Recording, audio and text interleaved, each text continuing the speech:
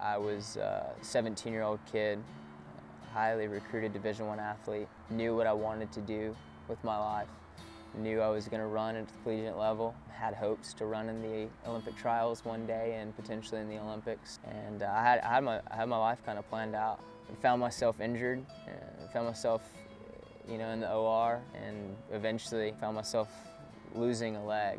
My name is Jarryd Wallace. I'm 24 years old and I'm a member of the United States Paralympic track and field team. Current world record holder on the 4x100 meter relay, 3-time gold medalist, 3-time world record holder, and Rio 2016 Paralympic hopeful. There were many times where I was asking, why me? I was lost, I was confused, I was angry. Can't look to my successes or achievements or anything to be fully satisfied, and you got to a place where I was faced with a decision. I had to continue to live a life in pain and in hurt, or I could make the decision to have my leg amputated and move forward for my life. Can't imagine what my parents went through in those regards, but they were absolutely the rock, and my sister as well, just so supportive and so intentional, supporting me in the stages I was in, through the good stuff and through the bad stuff. There was definitely just so much strength that I got from them and from that, and I'm so blessed to have family and friends there to kind of walk through that stage. Found myself sitting on the couch a lot. I had 12 surgeries. One surgery I was on crutches for 6.5 months. Non-weight bearing, so had a lot of downtime.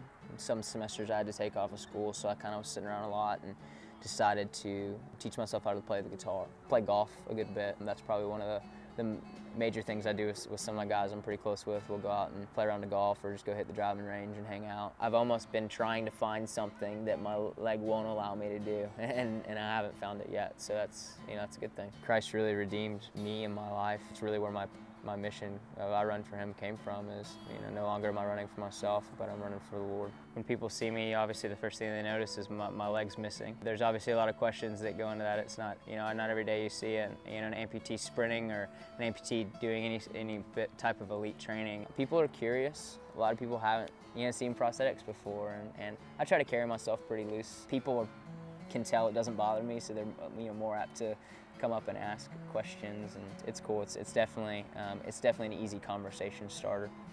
Kind of transformed from being a distance runner to a sprinter. From a comparison standpoint, I think it's a blessing that I was a distance runner before and a sprinter now, because I don't have anything to compare it to. And I've re-fallen in love with track and field. There's so much science behind it that I didn't even realize, and I've really enjoyed learning the dynamics of track and field, of sprinting, and understanding more about how the body moves. Sure, training regimen, I would say I run 3 to 4 times a week. I lift 3 times a week, rehab 3 days a week, take 1 day off to fully recover. Being an athlete, it isn't just how fast you're running on training sessions or how much weight you're lifting. It's what you're putting in your body, how well you're recovering, how much you're sleeping. If you're anxious in certain events or things outside of the track are causing you to be anxious, you're not able to recover as well. Every day, train, as an elite athlete. But my purpose for training, it's to run fast and it's to be a good athlete. But more than anything, it's to have a strong mind. It's to be prepared for any moment, any conversation, or any given time that I have an opportunity to share my story and encourage and inspire others. That's a way bigger calling than any race I could ever run.